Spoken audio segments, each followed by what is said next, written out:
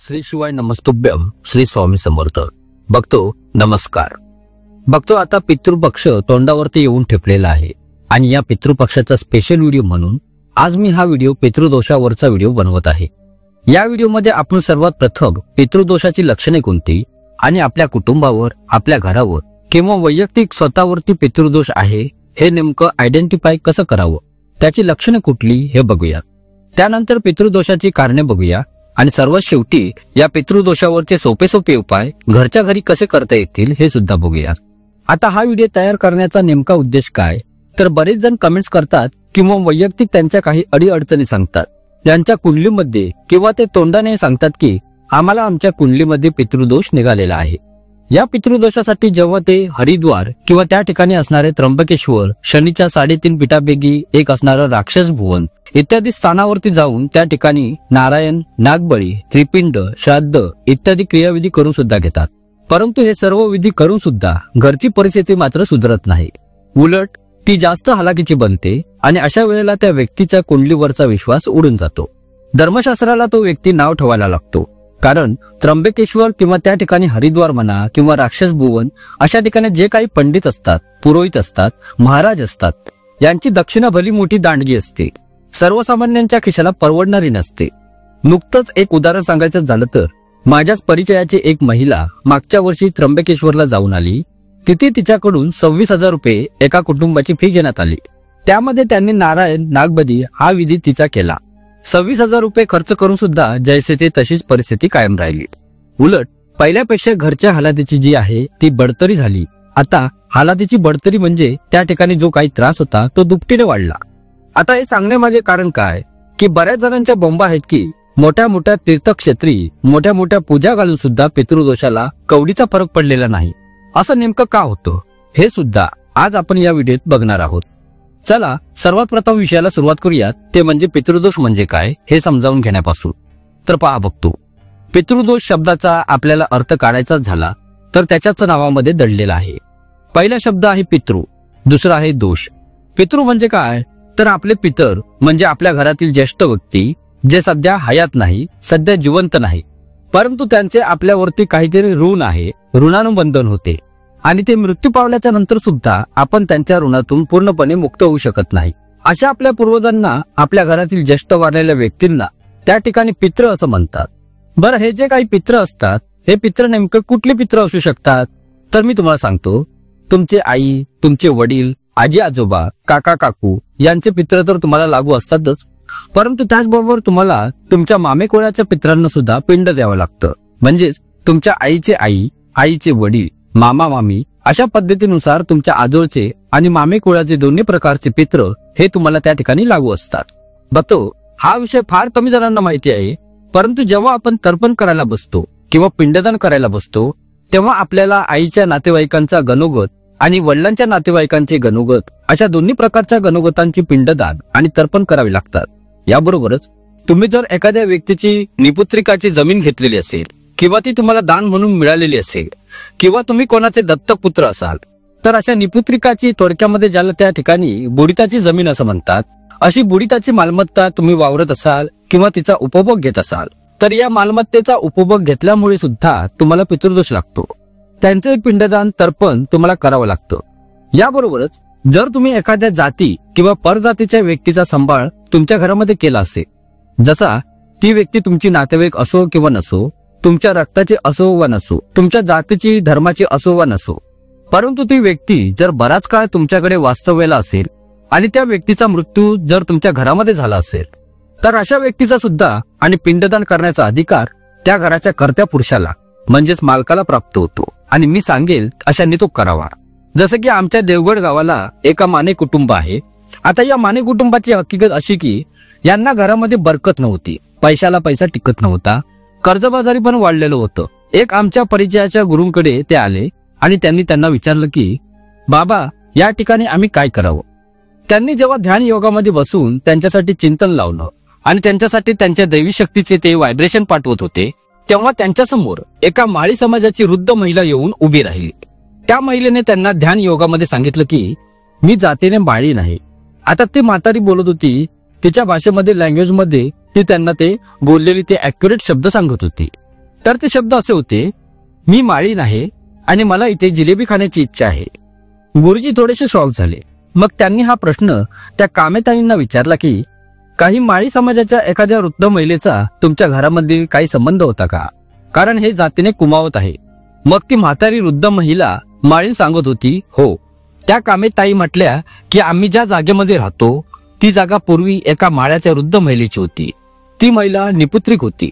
आमच्या सासऱ्याने त्या महिलेला बहीण मानलेलं होतं आणि मृत्यूच्या वेळेला त्या म्हातारीने आमच्या सासऱ्यांना ही संपूर्ण जमीन एका भावाला म्हणून भेट दिली आणि आमच्या सासऱ्यांच्या मांडीवरतीच तिने प्राण सोडले. या घटनेला आज जवळजवळ 55 वर्षे तरी झालेली असावी. म्हणजे आज त्या मानेताईंना त्यांच्या नातवांची लग्न झालेली आहे. परंतु 55 वर्षापूर्वी ती वृद्ध महिला वारलेली माळी समाजाची वृद्ध महिला आजही जिलेबीच्या आशेमुळे त्याच वाड्यामध्ये भरकटून राहिली. आता या मानेताई सर्वांची पित्र घालतात, परंतु त्या वृद्ध महिलेचा सर्वांना विसर पडलेला आहे. गुरुजींनी त्यांना सांगितलं, तुमचे पित्र चालू असतानाच तुम्ही त्या महिलेसाठी तर्पण द्या, तिच्यासाठी एका नैवेद्याचे पात्र काढा, तिला भोजन द्या आणि त्या भोजनामध्ये जिलेबी मात्र विकत आणून ठेवा. त्यांनी तो उपाय सुरू केला आणि अगदी घरच्या घरी आज त्यांची परिस्थिती बऱ्यापैकी सुधारलेली आहे. बघतो हे उदाहरण देण्यामागे कारण काय, तर जातीची असो वा नसो, परंतु तुमच्या आश्रयाला कोणी एखादा आश्रयदाता व्यक्ती जर वारला तर त्याचेही पितृ तुम्हाला त्या ठिकाणी घालणं बंधनकारक असतात. आता बघतो हे जे काही पितृदोष आहे, या पितृदोषाची लक्षणं काय किंवा ओळखायचं कसं की आपल्याला पितृदोष आहे की नाही. तर सर्वसामान्य सिस्टीम जे आहे ते मी तुम्हाला सांगतोय. घरामध्ये सतत नैराश्य असणे, पैशाला पैसा न टिकणे, पोटी संतान नसणे हे सुद्धा पितृदोषाचं मोठं कारण आहे बघतो. कारण पितृ नेहमी पुढच्या वंशवेलीला वाढवण्यापासून रोखण्याचे काम करतात, जर त्यांचा कोप झाला असेल तर. म्हणून तुमच्या सुनेचे किंवा तुमच्या पत्नीचे किंवा तुमच्या घरातील एखाद्या सुवासिनीचे वारंवार गर्भपात होणे किंवा 3रा-4था महिना लागला की ती महिला खाली होणे म्हणजेच गर्भपात घडणे असे लक्षण घडतात. किंवा मूल जन्माला येऊन ती मुले वारणे असं सुद्धा लक्षण दिसू शकतं. पैशाची सतत टंचाई असते, घरामध्ये बरकत राहत नाही, अन्नधान्याला त्या ठिकाणी टिकाऊ मिळत नाही. किराणा आणला की तो पटापट संपतो. पैसा घरामध्ये येतो परंतु त्याला 10 वाटा फुटतात. सतत किरकिर सुरू असते, रोगराई सुरू असते, घरामध्ये एक प्रकारचं भक्कास वातावरण असतं. हे सुद्धा पितृदोषाची कारणे आहेत. घरच्या अवतीभोवती सतत टिटवी नावाचा पक्षी ओरडत जाणे किंवा घराच्या वावरातून गिरट्या मारणे, त्याचबरोबर वटवाघळांचा कोला ऐकू येणे, गुबडांचा ओरडणे ऐकू येणे हे सुद्धा पितृदोषाचे कारण आहे. घरामध्ये सतत मांजरींची भांडणं लागणे किंवा मांजरींचे गुरगुरण्याचे रात्री बेरात्री आवाज येणे हे सुद्धा पितृदोषाचे कारण आहे. घरामध्ये पाळीव प्राण्यांचे सतत मृत्यू होत राहणे हे सुद्धा पितृदोषाचे कारण आहे. आणि एक महत्वाचं लक्षण म्हणजे स्वप्नामध्ये मृत व्यक्तींनी वारंवार येऊन स्वप्नामध्ये काहीतरी डिमांड करणे. जसं बऱ्याच वेळेला एखाद्या घरातील एखाद्या व्यक्तीच्या स्वप्नामध्ये तिचे मृत झालेले सासरे वारंवार येतात आणि जेवायला मागतात. एखाद्या पत्नीचा पती मृत झालेला असेल, तो वारंवार स्वप्नामध्ये येतो आणि मी जिवंत आहे असं त्या पत्नीला सांगतो किंवा जेवणाची डिमांड करतो. अशा पद्धतीचे लक्षण सुद्धा आहेत. मृत व्यक्तीने स्वप्नामध्ये येऊन संकेत देणे, मग ते चांगलेपणेही असू शकतात किंवा ते वृद्ध स्वरूपात किंवा त्या ठिकाणी रागीट रूपातही ते येऊ शकतात. परंतु मृत व्यक्तीने वारंवार स्वप्नामध्ये येणे हे सुद्धा पितृदोषाचे प्रमुख लक्षण आहे. बघतो ही सर्व लक्षणं जर तुम्हाला घरादारामध्ये आढळत असतील तर आपण एखाद्या पुरोहिताला, पंडिताला किंवा जाणकार व्यक्तीला स्वतःची कुंडली दाखवून त्याच्यामध्ये पितृदोष आहे का हे आयडेंटिफाय करून घ्यायला पाहिजे, म्हणजेच त्यावरती शिक्कामोर्तब करून घेतले पाहिजे. बघतो आता या पितृदोषासाठी आपण त्या ठिकाणी उदक शांती नावाचा विधी करू शकतो. उदक शांतीमुळे पितरांना त्या ठिकाणी शांतता मिळते, त्यांच्या हृदयाला थंडावा मिळतो. त्या ठिकाणी नारायण बळी, नागबळी हे विधी तर आहेतच. जर आपल्या कुटुंबातून कोणाच्या हाताने नागाचा त्या ठिकाणी मृत्यू झाला असेल, म्हणजे नागाचा वध झाला असेल, एखाद्याने साप मारला असेल, तर नागाचा वध झाल्यामुळे सुद्धा नागबळी हा विधी करावा लागतो. नारायण बळीमध्ये त्या व्यक्तीचे संपूर्ण त्या ठिकाणी अंत्यसंस्काराचे विधी पार पाडून त्या ठिकाणी त्यांना पिंडदान आणि तर्पण दिलं जातं, तिलांजली दिली जाते.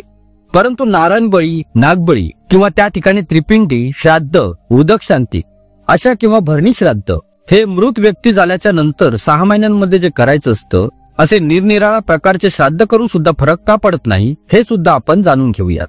फरक न पडण्याचं कारण म्हणजे पुरोहितांनी केलेली गैरपरवाई. बघतो हा शब्द मी वारंवार या ठिकाणी वापरतो. जर कोणत्या ठिकाणी क्रियाकर्म करणाऱ्या किंवा त्या ठिकाणी भिक्षुकी करणाऱ्या किंवा दशक्रिया करणाऱ्या कोण्या पंडिताला राग आला असेल तर हात जोडून माफी मागतो, माफ करा. परंतु हल्ली जिकडे तिकडे परिस्थिती मात्र हेच दिसत आहे. सर्वजण पैशाच्या मागे लागलेले आहेत. मोठ्या मोठ्या तीर्थक्षेत्री एका लाईन मध्ये, एका रांगेमध्ये 15-15, 20-20 लोकांना बसवून त्यांना एकत्रच पिंडदान करून घेतलं जातं. बघतो प्रत्येक जण वेगळ्या कुळाचा, वेगळ्या जातीचा, वेगळ्या रक्ताचा, वेगळ्या धर्माचा, वेगळ्या पंथाचा. मग त्या सर्वांचं पिंडदान त्यांच्या नातेवाईकांना एका लाईन मध्ये किंवा एका रांगेमध्ये बसून पूर्ण कसं होईल? सर्वांचा संकल्प एक साथ पूर्णत्वाला कसा जाईल? सर्वांना ते मंत्रविधी समजतील का? वृद्ध व्यक्ती किंवा निरक्षर व्यक्तीला तेवढे स्पष्टपणे उच्चार येतील का? कारण एकेका पित्राचं नाव घेऊन स्वदा तर्पयामी असं म्हणावं लागतं. मग ते एखाद्या निरक्षर व्यक्तीला कदाचित लवकर करणार नाही. त्याला ते व्यवस्थित समजावून सांगावं लागेल. त्यामुळे अस्पष्ट मंत्रांचे उच्चार बरेच पुरोहित हेतू पुरस्पर करतात, कारण ते कोणाला कळू नये. शिवाय त्यांना पटकन पूजा उरकण्याची गडबड झालेली असते.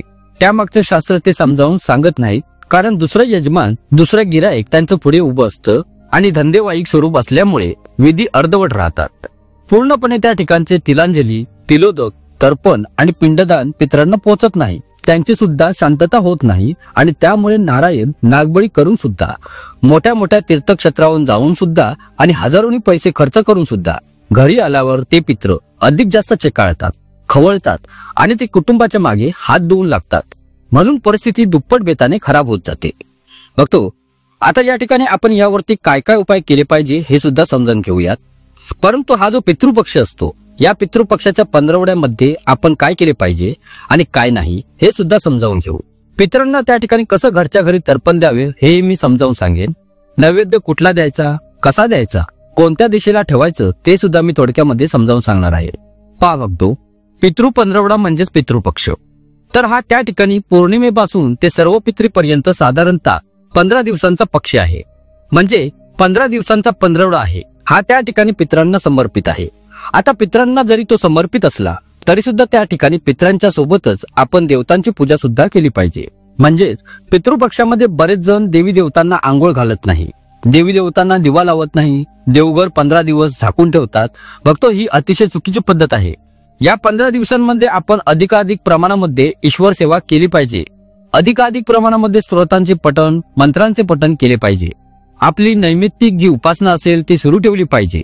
जर कोणी त्या ठिकाणी स्वामी चरित्र किंवा गुरुचरित्र, नवनाथ भक्तिसार किंवा तुमचा जो कुठला धार्मिक ग्रंथ दररोज तुम्ही पठण करत असाल, त्याला खंड पडू देऊ नये. आणि नाथपंथामध्ये तर कुठल्याच प्रकारचा भेदभाव मानण्यात येत नाही. नाथपंथी ज्या वेळेला हे कानामध्ये मुद्रिका धारण करतात, त्याच वेळेला नवनाथांच्या नावाने त्यांना सर्व प्रकारचे विधी हे निषिद्ध नसतात. म्हणजे तुम्हाला सांगतो, आद्यनाथ शिरोमणी प्रभू गोरक्षनाथांनी स्वतःचे गुरु मच्छिंद्रनाथांसाठी जे वडे मागून आणले होते, ज्या वड्यांसाठी त्यांनी स्वतःचा डोळा काढून दिला, तर हे वडे सुद्धा त्यांनी श्राद्धाच्या घरातूनच आणले होते. तो श्राद्धाचा स्वयंपाक बनलेला होता आणि श्राद्धाच्या स्वयंपाकातीलच वडे मच्छिंद्रनाथांना प्रचंड आवडले. म्हणून गोरक्षनाथ दुसऱ्यांदा त्या महिलेच्या घरी वडे मागण्यासाठी गेले आणि त्या बदल्यामध्ये स्वतःचा डोळा काढून तो त्या महिलेला दिला. बघतो ही कथा आपण नवनाथ भक्तिसार मध्ये वाचलेली, ऐकलेली, श्रवण आणि मनन केलेली आहे. म्हणजेच नाथपंथामध्ये पितृ 15वडा अजिबात निषिद्ध मानला जात नाही. कारण आपले आद्यगुरु गोरक्षनाथांनी, मच्छिंद्रनाथांनी स्वतः श्राद्ध पक्षाचे वडे खाऊन श्राद्ध पक्ष हा पावन आहे, पवित्र आहे हे सूचित केलेले आहे. आता या पितृपक्षामध्ये बघा, नेमके पित्र आपल्याला श्राप का देतात? आता पितृपक्षांमध्ये म्हणजे श्राप देत नाही, तसा श्राप तो आपल्याला पूर्वीच लागलेला असतो. पण ते लागण्याचे कारण काय आहेत बघा.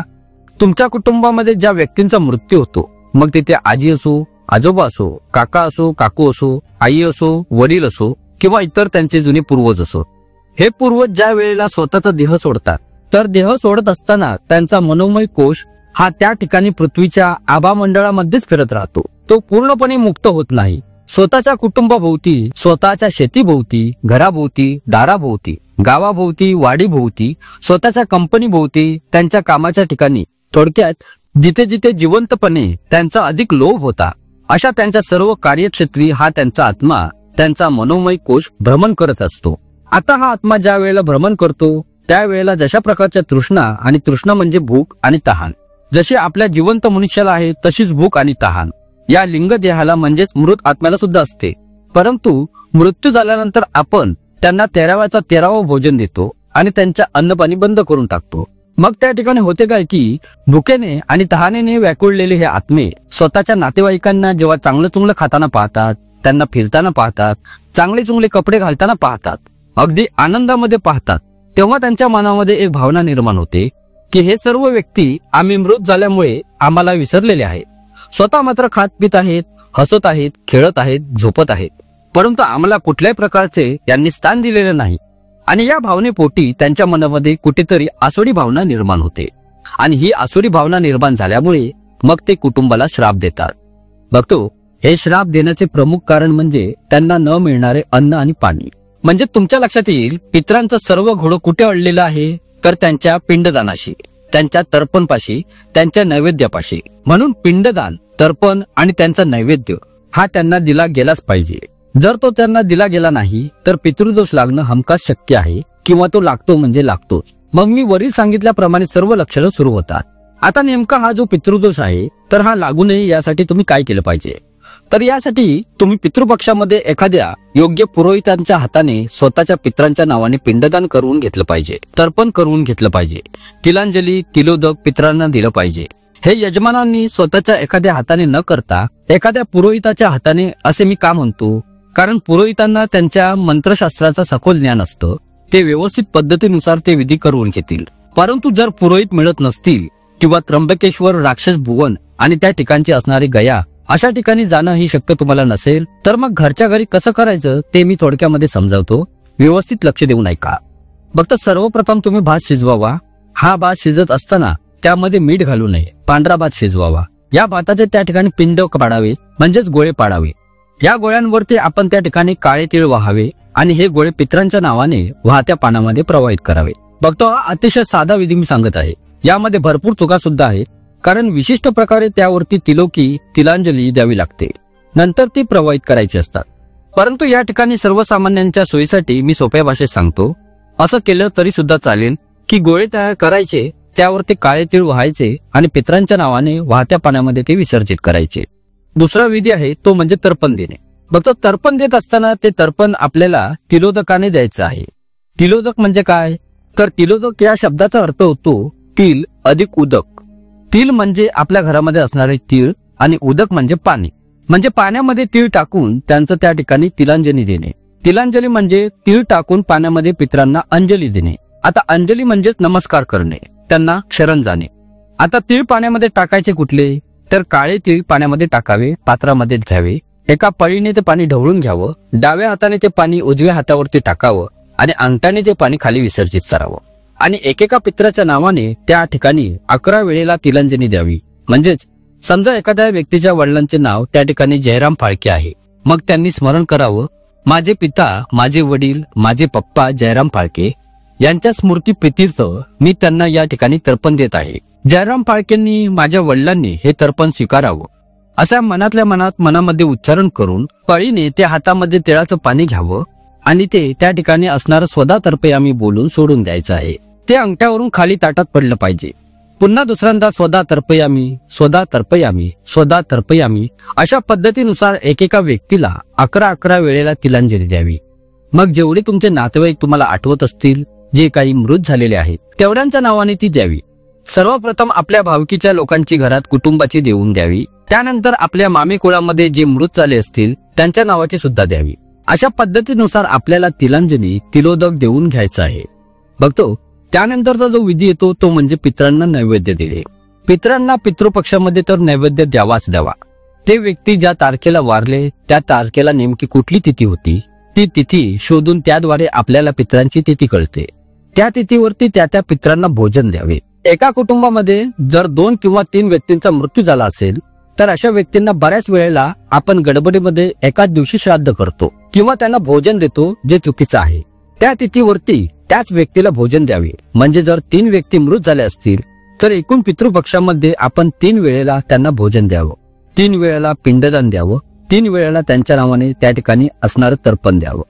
जर तुम्हाला त्या ठिकाणी त्यांची माहिती नसेल किंवा ते केव्हा मृत्यू पावले हेही तुम्हाला कळत नसेल किंवा संख्या जास्त असेल, मग अशा वेळेला तुम्ही सरसकट सर्व पितरांचं तर्पण किंवा भोजन त्या ठिकाणी सर्व पितरी अमावास्येला देऊ शकता. सर्व पितरी अमावास्येला त्या ठिकाणी तो सर्वांना मान्य असतो. जर कोणी अपघातामध्ये वारलं असेल किंवा कोणी आत्महत्या केली असेल तर अपघाती किंवा आत्महत्या झालेल्या व्यक्तीचे पित्र हे चतुर्दशीला घालावे. चतुर्थीदशीला म्हणजेच सर्व पितृ अमावस्येच्या एक दिवस आधी घालावे. जर एखादी सुवासिन महिला किंवा कुमारिका मुलगी वारली असेल तर अशा कुमारिकेचे आणि सुवासिनीचे श्राद्ध किंवा त्या ठिकाणी असणारे भोजन हे अविधवा नवमीला म्हणजेच आयु नवमीला त्या ठिकाणी आपण घालावं. आता हे सर्व भोजन देत असताना त्या ठिकाणी आपण एखाद्या ज्येष्ठ व्यक्तीला पित्र म्हणून जेवायला बोलवावं. त्यांची यथासंग पूजा करावी, त्यांचे पाय धुवावेत, त्यांना टॉवेल, टोपी, रुमाल द्यावा आणि महिला असेल तर तिला साडी चोळी द्यावी, दक्षिणा द्यावी, त्यांच्या कपाळाला चंदनाचा टिळा लावावा. पितरांसाठी पात्र वेगळं काढावं. पितरांच्या पात्राला पाणी फिरवून झाल्याच्या नंतर पितरांच्या पात्रासमोर आपल्याला एक महत्वाचा विधी करायचा आहे. तो म्हणजे तप्त निखारे किंवा एखादी रानशेणी गोवरी किंवा गायीची गोवरी म्हणा, शेण गोवरी म्हणा किंवा आपले कोळशाचे निखारे म्हणूयात, हे पेटवून घ्यायचे आहे आणि त्याच्यावरती आपल्याला थोडासा गूळ आणि तूप टाकून त्याचा धूर, त्याचा त्या ठिकाणी असणारा सुवास हा संपूर्ण पितरांचा फोटो आणि ताटाभोवती फिरवायचा आहे. नंतर या गुळाला आणि तुपाला त्या अग्नीला थोडंसं पाणी फिरवून घ्यायचं आहे. आता या ठिकाणी मी तुम्हाला सांगू इच्छितोय की पितृलोक हा पृथ्वीच्या अतिशय जवळ आहे. जसं अनेक देवी देवतांचा यक्ष, गंधर्व, राक्षस, किन्नर आणि ब्रह्मलोक, शिवलोक, विष्णुलोक, वैकुंठधाम हे सर्व पृथ्वीपासून खूप भरपूर अंतरावरती आहेत. परंतु पृथ्वीच्या आवरण कक्षेच्या सर्वात जवळ जो आहे तो पितृलोक आहे. म्हणजे आज आपल्यावरती सर्वात जवळ जर कोणी कृपा करून असेल तर ते आपले पित्र आहेत. तर यामुळे पितरांचं असं म्हणतात की पाणी फिरवत असताना ते उलटं फिरवावं, ताटाला पाणी उलटं फिरवावं. कोणी कोणी नैवेद्याला पात्राला उलटं पाणी सुद्धा फिरवतो, म्हणजेच उजवीकडून डावीकडे न फिरवता डावीकडून उजवीकडे फिरवलं जातं. काही ठिकाणी सरळ पात्राला पाणी सुद्धा फिरवलं जातं, क्लॉकवाईज फिरवलं जातं, उलटही फिरवलं जातं. आपापल्या ठिकाणची अशी पद्धत असते. आता या ठिकाणी बघा, या पितृपक्षामध्ये आपण ज्या वेळेला तो नैवेद्य देणार आहोत आपल्या पितरांना, तर पितरांचे फोटो असतील तर ते फोटो नक्की मांडा. फोटो जर नसतील, जसं एखाद्या वेळेला आईच्या वडिलांचे, आजी आजोबांचे फोटो अवेलेबल असतात, परंतु बरेच व्यक्ती वारलेले असतील तर त्यांचे फोटो नसतात, अशा वेळेला दक्षिण दिशेकडचा एखादा खोलीचा कोपरा बघून तो कोपरा स्वच्छ करावा, पाटावरती नैवेद्य ठेवावा आणि त्या भिंतीलाच त्या ठिकाणी 5 टिळे चंदनाचे ओढून त्याला हळदी कुंकवाचा मान देऊन त्याला पितरांचे स्वरूप मानून तिथे नैवेद्य दाखवावा आणि एकेका पितराचं नाव घेऊन त्यांना पात्र द्यावं. असं केलं तरी सुद्धा चालतं बघतो. म्हणजेच चित्राची, तसबिरीची, फोटोची गरज नाही. आता या ठिकाणी बघा, पितरांना नैवेद्य आपल्याला काय द्यायचं आहे, तर यात पितरांना त्या ठिकाणी आंबट, गोड, खारट, तुरट आणि तिखट अशा सर्व चवींनी युक्त अन्न पदार्थ द्यावे असा नियम आहे. मग मेथीची भाजी ही थोडीशी त्या ठिकाणी तुरट असते, कारल्याची भाजी थोडी कडू असते. म्हणजे मेथी आणि कारला म्हणजे आपण त्या ठिकाणी कडू आणि तुरटाचा उपक्रम करतो. त्या ठिकाणी खीर बनवावी.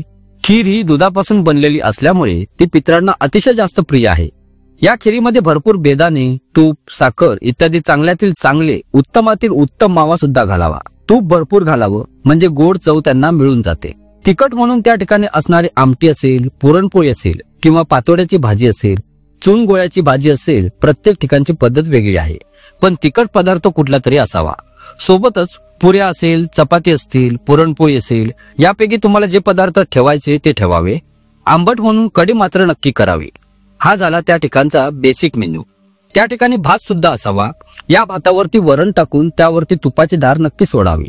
पितरांच्या ताटामध्ये ज्या वेळेला तुम्ही पात्र वाढता त्यावेळेला ते प्रथम पितृच्या नावाने पाणी फिरवून घ्यावं.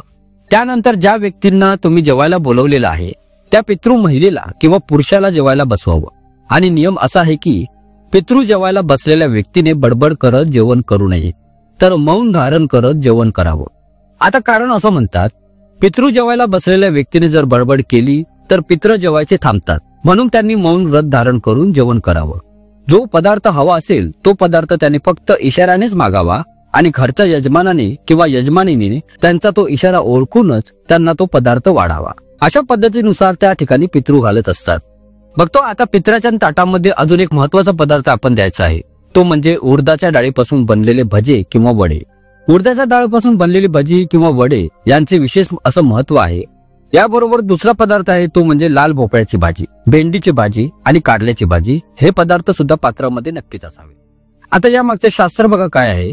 हा जो काही उडदाच्या डाळीचा वडा आहे तर उडदाच्या डाळीच्या वड्याला किंवा भज्याला स्वतःचा असा एक उग्र प्रकारचा सुवास असतो. कारण उडदाची डाळ ही उग्र मानण्यात येते. उडदाची डाळ ही धर्मशास्त्रानुसार मांसाचे प्रतीक करते.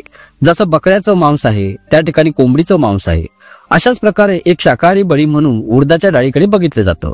त्यामुळे सणाला, तिवारीला किंवा विशिष्ट शुभप्रसंगी उडदाची डाळ शक्यतोवर शिजवली जात नाही. ज्याला उडदाची डाळ म्हणतात, उडदाचं वरण म्हणतात. सातारी भाषेमध्ये उडदाचं घूट म्हणतात. हे पदार्थ शक्यतोवर पवित्र दिवशी किंवा सणाच्या दिवशी बनवत नाही, कारण ते मांसाचे प्रतीक आहे. अशाच पद्धतीनुसार लाल भोपळा सुद्धा त्या ठिकाणी असणाऱ्या बळीचं प्रतीक आहे. त्यामुळे आपण त्या ठिकाणी लाल भोपळ्याची भाजी, म्हणजे त्याला काही जण डांगर किंवा काशीफळ सुद्धा म्हणतात, ती भाजी नक्की बनवावी. आणि उडदाच्या डाळीचा वडा किंवा भजे हे सुद्धा पात्रामध्ये नक्की असावे. अशा पद्धतीनुसार आपल्याला पित्र जेवण घालायचे आहे.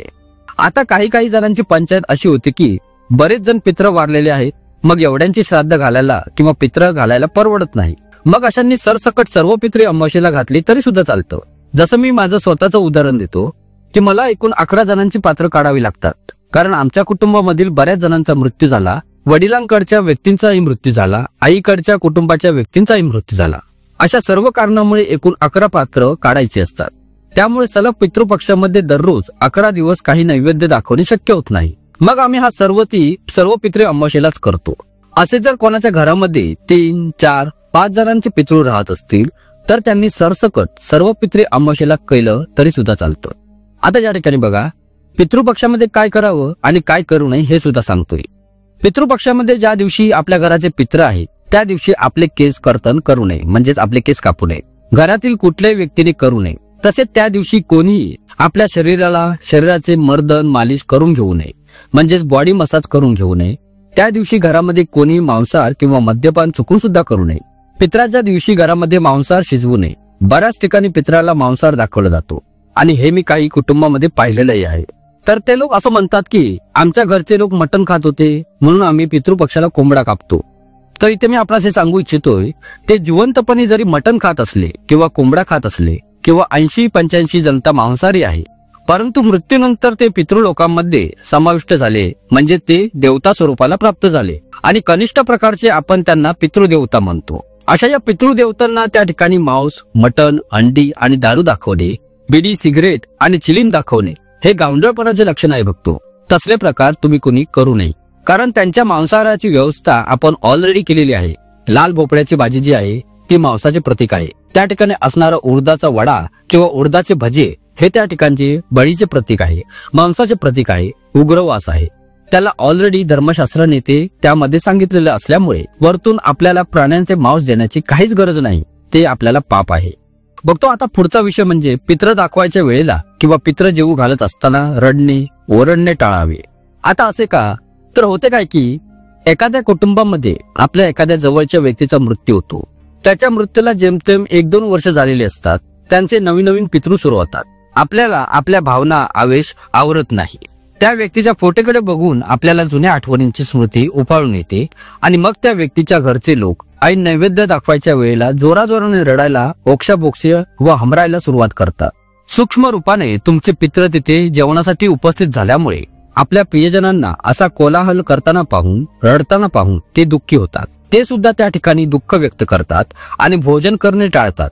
उपाशी माघारी परतून निघून जातात. त्यामुळे तुम्ही रडणे टाळावे.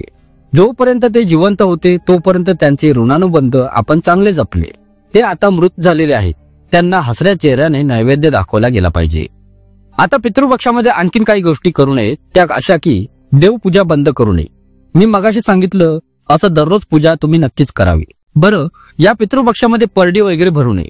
आराधी लोकांनी परडी भरू नये. नवीन परडी विकत आणू नये. स्वतःच्या घरातील परडी तुळजापूर, माहूर, सौंदती अशा ठिकाणी भेटीसाठी नेऊ नये. देवदर्शनासाठी उत्तम आहे, देवदर्शनासाठी नक्की जावं, परंतु सोबत माळ, परडी किंवा खंडोबाचा कोणाला वारू, भंडारी असेल, मल्हारी मार्तंडाची दीक्षा असेल, अशांनी स्वतःची वारू, भंडारी आणि कोटंबा सुद्धा देवाच्या दर्शनाला नेऊ नये. बघतो पुढचा विषय येतो तो म्हणजे पितृपक्षामध्ये आपण देवतांना दररोज नैवेद्य दाखवावा, जसा आपण दररोज दाखवतो. मग तो खडीसाखरेचा असो, दुधाचा असो, फळांचा असो किंवा रोजच्या शिजलेल्या अन्नाचा असो, तो नैवेद्य जशाच तसा दाखवणे सुरू ठेवा. आता ज्या दिवशी तुमच्या घरचे पित्र आहे त्या दिवशी देवाला नैवेद्य दाखवावा की नाही, तर 100% देवाला नैवेद्य दाखवावा आणि जो स्वयंपाक तुम्ही त्या पितरांसाठी बनवलेला आहे त्याच स्वयंपाकाचा नैवेद्य देवाला दाखवावा, कारण त्यावेळेला तुम्ही पुरोहितांच्या हाताने पितरांचे तर्पण करता. पितरांच्या तर्पणामध्ये ब्रह्मा, विष्णू, महेश यांना सुद्धा त्या ठिकाणी तर्पण दिलं जातं, म्हणजे देवतांना समसमान स्थान आहे. त्यामुळे पितरांच्या शिजलेले ताट वेगळं काढावं, पितरांच्या सुद्धा आधी ते देवाला देवघराला दाखवावं, त्याला पाणी फिरवावं, नंतर पितरांना ताट दाखवावं आणि नंतर जे जेवण्यासाठी त्या ठिकाणी पित्र म्हणून तुम्ही ज्येष्ठ व्यक्ती बोलावली असतील, महिला किंवा पुरुष, त्यांना ते जेवू घालावं. जर कोणी मुंजाच्या नावाने तुम्ही जेवू घालत असाल तर एखाद्या अविवाहित पुरुषाला किंवा मुलाला मुंजा म्हणून जेवायला बोलवावं. एखाद्या कुमारिका मृत पावलेली असेल तर तिच्या नावाने एखाद्या बिन लग्नाच्या मुलीला किंवा कुमारिकेला जेवायला बोलवावं. आता बऱ्याच ठिकाणी असं आहे की विधवा महिला जर मृत झालेली असेल तर विधवा महिलेच्या श्राद्धाला सुवासिनी महिला शक्यतोवर जेवायला बसत नाही, परंतु माझ्या मते जेवायला बसायला काही हरकत नाही. मृत झाल्याच्या नंतर त्या व्यक्तीचं सुवासीन पण काय आणि विधवा पण काय असा भेद आपण करायला नाही पाहिजे.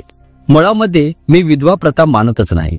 आता या सांगायचे झाले तर मागच्या वर्षी आमच्या गौरी होत्या. गौरींचे दोरे घेणे हे सुरूच होते, म्हणजेच गौरीच्या गाठी पाडण्याचा कार्यक्रम सुरू होता, जो व्हिडिओ मी आपल्या चॅनलवरती अपलोड केलेला आहे. त्या व्हिडिओमध्ये सुद्धा सुवासिनींसोबतच विधवा महिलांनी सुद्धा आमच्या गौरीचे दोरे पाडले, पुरुषांनी सुद्धा पाडले. मी त्या ठिकाणी सूर, नर आणि किन्नर, विधवा, कुमारिका आणि मुंजा असा भेदभाव कधीच करत नाही. ईश्वराला सर्व योनी, सर्व धर्म, सर्व लिंग सम असतात असं मी मानतो.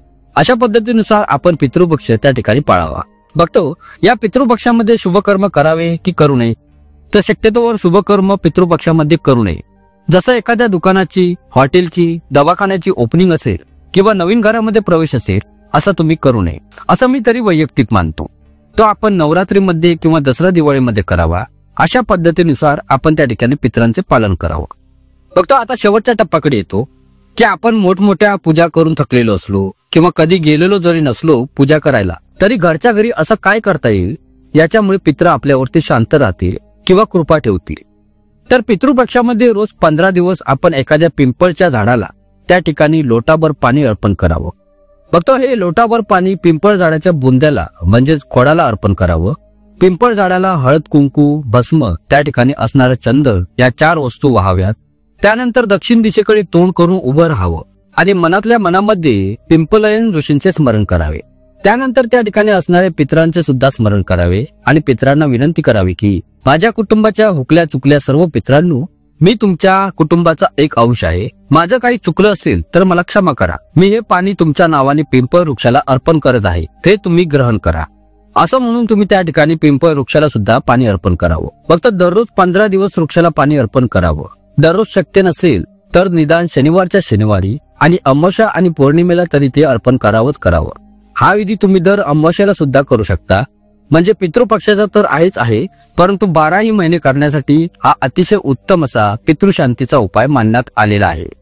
याबरोबरच आपण जसं मी तुम्हाला मगाशी सांगितलंच होतं की तिलोदक तयार करावं, म्हणजे पाण्यामध्ये काळे तीळ टाकावे. डाव्या हाताने उजव्या हातावरती पितरांचं नाव घेऊन 11 वेळेला त्या ठिकाणी स्वतः तर्पयामी म्हणून तर्पण द्यावं आणि हे पाणी उजव्या हाताच्या अंगठ्यावरून ताटामध्ये खाली पाडलं पाहिजे. हा विधी तुम्ही दर अमावस्याला करायला अतिशय जास्त उत्तम आहे. या पाण्यामुळे पितरांना सुद्धा शांती होते, म्हणजेच त्यांची पाण्याची भूक भागते. आता तुम्ही त्या ठिकाणी म्हणाल की त्यांना तर शरीरच नसतं, मग त्यांना भूक आणि तहान नेमकी लागेल कशी? तर बघा, आपल्याला सुद्धा भूक आणि तहान लागते, ती पोटाला, परंतु त्याची जाणीव करून देते ती म्हणजे आपली आत्मा, आपलं मन. त्याच पद्धतीनुसार शरीर मृत झाल्याच्या नंतर वायुरूपी आत्म्याला त्या ठिकाणी मनोमय कोश असतो, अन्नमय कोश असतो, प्राणमय कोश असतो. हे अन्नमय कोश, प्राणमय कोश आणि मनोमय कोश त्याला सुद्धा सतत तृष्णेची आठवण करून देत असतात. त्यामुळे जे तुम्ही सूक्ष्म रूपाने तर्पण देता ते थेट त्या आत्म्याला व्यवस्थित पोहोचतं. त्यामुळे शरीर असो व नसो तरी त्या ठिकाणी शांती होते.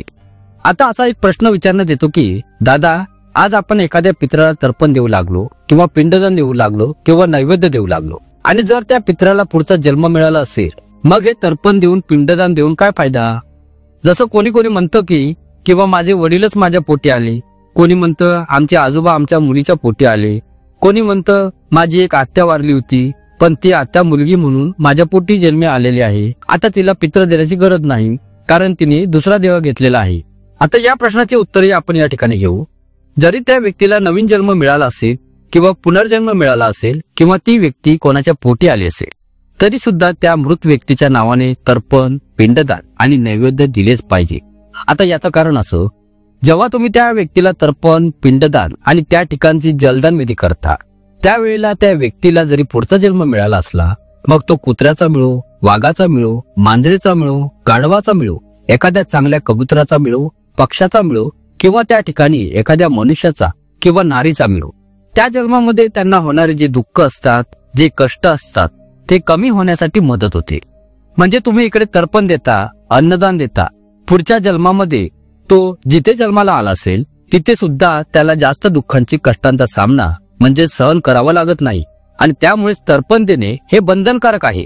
यावरून आता तुमच्या लक्षात आलंच असेल की जसं देव ऋण आहे, मातृ ऋण आहे, गुरु ऋण आहे, तसंच पितृ ऋण सुद्धा प्रत्येक मनुष्याला फेडणं गरजेचं आहे. जिवंतपणे आई वडिलांची सेवा करून मातृ-पितृ ऋण फेडावं आणि ज्येष्ठ व्यक्ती पितृ मृत पावल्याच्या नंतर सुद्धा तर त्यांचं पिंडदान, श्राद्धविधी, भोजन, तर्पण इत्यादी करून, पिंडदान करून पितृ सुद्धा आपलं आपण फेडलंच पाहिजे. आता दुसरा एक सोपा उपाय मी सांगतो. जसं मगाशी मी सांगितलंच की पिंपळ वृक्षाला शनिवारी आणि त्या ठिकाणी अमावस्या पौर्णिमेला जाऊन तर्पण देणे किंवा एक लोटा पाणी वाहणे, हा विधी आपण सतत 15 दिवस पितृपक्षामध्ये करू शकतो. किंवा पितृपक्षात एकूण 4 दिवस म्हणजे ज्या दिवशी पितृपक्ष लागला त्या पौर्णिमेला जे 2 शनिवार पडतील त्या 2 शनिवारी आणि शेवटच्या सर्व पितृ अमावस्येला, असा 4 वेळेला केला तरी सुद्धा चालेल. आता पाणी वाहत असताना त्या पाण्यामध्ये बघा, लोटाभर पाण्यामध्ये थोडीशी चंदनाची पावडर टाकावी, हळद आणि कुंकू टाकावं, थोडेसे काळे तीळ टाकावे, ते सर्व मिक्स करावं आणि एखादं फूल टाकून नंतर हे पाणी पिंपळ वृक्षाच्या बुंदाला वाहावं. हा विधी सूर्य उगवायच्या वेळेला ब्रह्म मुहूर्तावर केला तरी चालतो, भर दुपारी 12 वाजेच्या दरम्यान केला तरी चालतो किंवा सायंकाळी सूर्यास्ताच्या वेळा केला तरी चालतो. परंतु हा विधी सूर्य असेपर्यंतच करायचा आहे. सूर्य पूर्णपणे मावळल्यावर रात्रीच्या वेळेला मात्र तुम्ही हा करू नये. हे तर्पण करायला चालत नाही. आणि दररोज आपण कुठला जाप करू शकतो, तर आपण त्या ठिकाणी असणारा पितृपक्षामध्ये सूर्यनारायणाला दररोज 1 लोटा पाणी वाहून एक पितरांची सद्गती मिळण्याचा मंत्र मी तुम्हाला आता इथे शिकवतोय, त्याचा तुम्ही नक्कीच जाप करू शकता. परंतु पितरांना सद्गती देणारा हा मंत्र आपल्याला फक्त अमावस्या पौर्णिमेला आणि पितृपक्षामध्ये 15 दिवसच वापरायचा आहे. जसं काही लोकांना दररोज सूर्याला सकाळी त्या ठिकाणी अर्घ देण्याची सवय असते. पितरांना देतो ते तर्पण, सूर्याला अर्पण करतो त्याला म्हटलं जातं अर्घ, तर सूर्याला जे आपण पाणी वाहतो त्याला अर्घ म्हणतात. हे सूर्याला व्हायचं जे अर्घ आहे हे कसं दिलं जातं ते मी एका व्हिडिओमध्ये मागे शिकवलं होतं, तरी सांगतो. लोटा भरून पाणी घ्यायचं, त्यामध्ये हळद आणि कुंकू टाकायचे, फुलाच्या पाकळ्या टाकायचे असतील तर टाका, नसतील तर नका टाकू, तर यास तुम्ही सोडून द्यायचं आहे.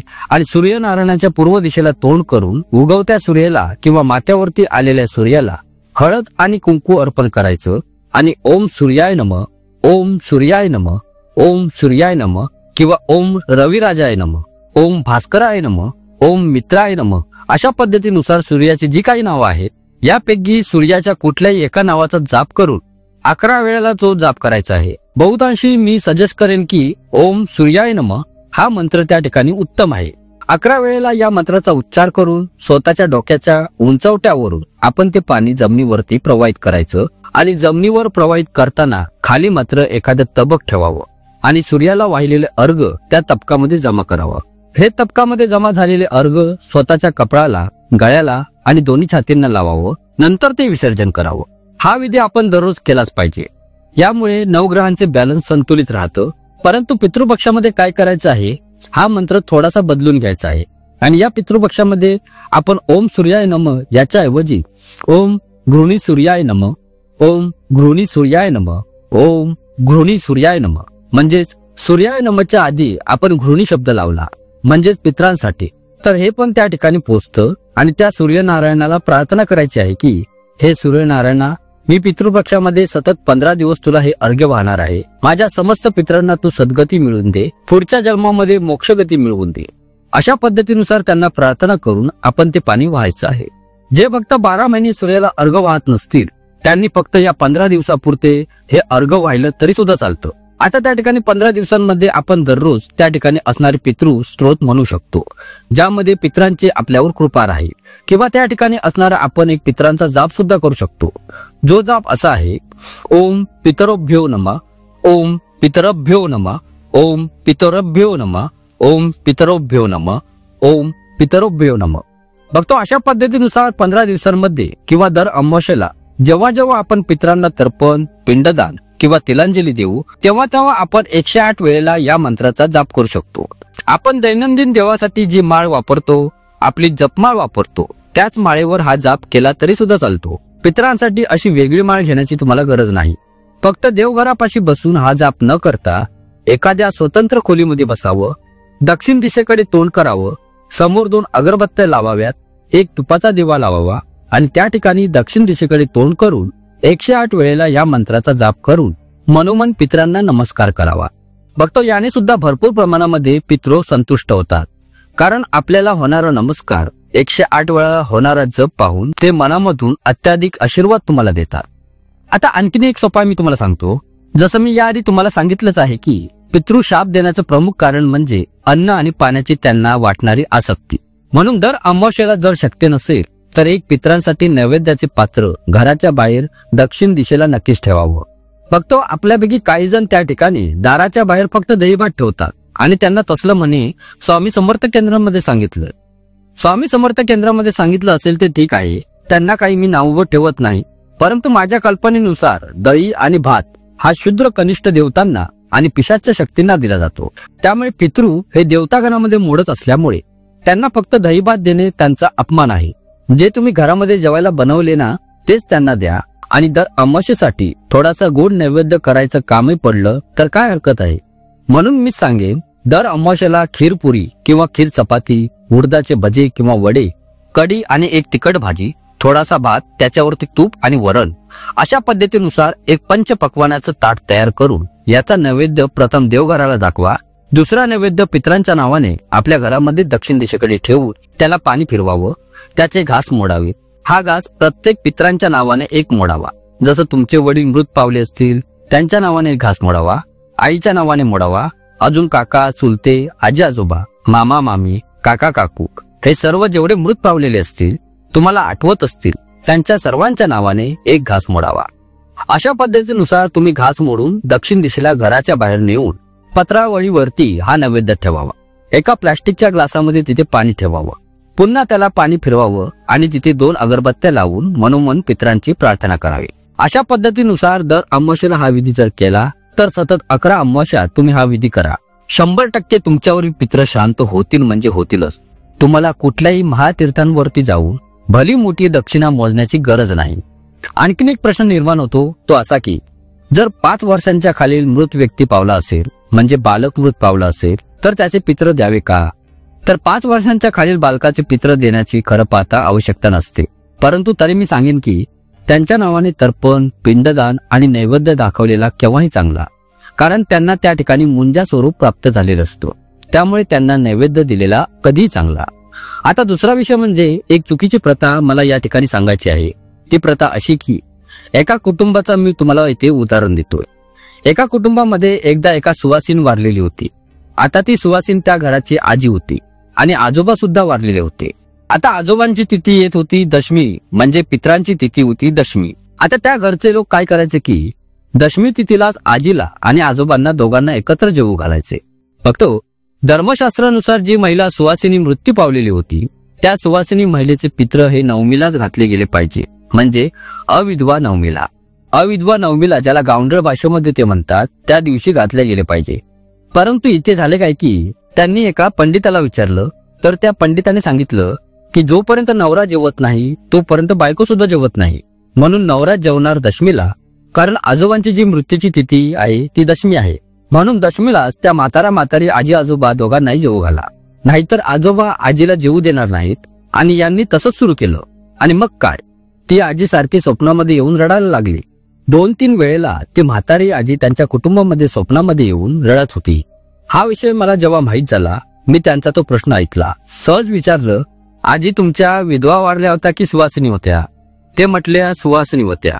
आजी या प्रथम वारल्या होत्या आणि 20 वर्षाच्या नंतर आजोबा वारले. मी म्हटलं आजींना केव्हा जेवू घालता? तर त्यांनी सांगितलं जोपर्यंत आजोबा जिवंत होते तोपर्यंत आम्ही अविधवा नवमीला जेवू घालत होतो. परंतु आजोबा गेले त्यांची तिथी दशमी येते. पंडितांनी सांगितलं म्हणून आता आम्ही दोघांनाही दशमीला जेवू घालतो. असं करू नये. बघतो सुवासीन महिला वारली तिला नवमीला जेवू घातलं गेलं पाहिजे एवढं मात्र तुम्ही कायम लक्षात ठेवा. आता त्या ठिकाणी संन्यासी म्हणजेच कोणी मुंजा वाढलेला असेल त्यांना एकादशीच्या दिवशी जेवू घातलं गेलं पाहिजे. ब्रह्मचारी असतील, संन्यासी असतील किंवा जर तुम्हाला तुमच्या गुरुच्या नावाने त्या ठिकाणी जेवण द्यायचं असेल तर गुरुच्या नावाने तर्पण, त्या ठिकाणचे पिंडदान आणि भोजन हे एकादशीला दिलेलं चालतं. आता तुम्ही म्हणाल एकादशीला नैवेद्य चालतो का? तर मृत झालेल्या लोकांना त्या ठिकाणी पितृलोक प्राप्त होतो, म्हणून त्यांना चतुर्थीचा गणपतीचा उपवास आणि एकादशीचा विष्णूचा उपवास लागू होत नाही. त्यांना 15 दिवस अन्न चालतं. म्हणून उगाच चतुर्थीला गणपती चतुर्थी आहे म्हणून पित्र घालू नका, किंवा एकादशीला विठ्ठलाची एकादशी आहे आपल्याला उपवास आहे म्हणून पित्र घालू नका. असले प्रकार तुम्ही करू नयेत. आमच्या देवगड शहरामध्ये एका डांबरी नावाच्या ताई, आता त्या ताईंचे पती एकादशीच्या तिथीच्या दिवशी मृत्यू पावले होते. त्या ताई पितृपक्षामध्ये एकादशीला सरळ 1 प्लेट साबुदाण्याची खिचडी करून त्या पतीच्या फोटो समोर मांडूनच पित्र घालत होत्या. तर मी त्यांना विचारलं असं का?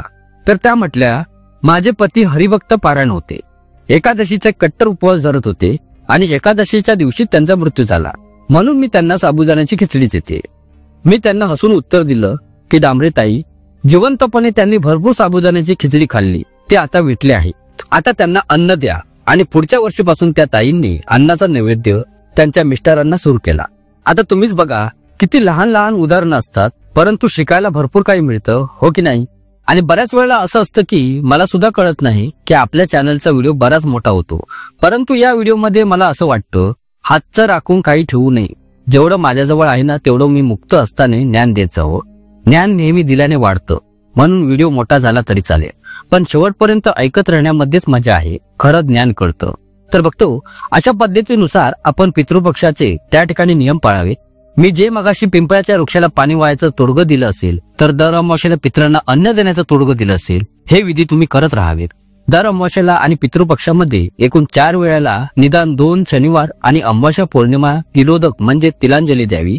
तर्पण द्यावं. ते कसं द्यायचं, घरच्या घरी आपण तिलोदक तिलांजली कशी दिली पाहिजे हे मी सोप्या पद्धतीनुसार या व्हिडिओच्या माहितीमध्ये शिकवलेलं आहे. बघतो आजचा तुम्हाला व्हिडिओ कसा वाटला हे मला आजच्या व्हिडिओच्या कमेंट्स मध्ये नक्कीच कळवा. अशाच निरनिराळ्या माहितीसाठी आपल्या भक्तिशक्ती या युट्यूब चॅनलला लाईक करा, शेअर करा आणि सबस्क्राईब करायला विसरू नका. असंच भरभरून प्रेम माझ्यावरती राहू द्या. शेवटी आपणच एकमेकांचे सोबती आहोत. तुम्ही माझे त्या ठिकाणचे असणारे आश्रयदाते आणि मी तुमचा ऋणी आहे. जय श्री स्वामी समर्थ. खूप खूप धन्यवाद.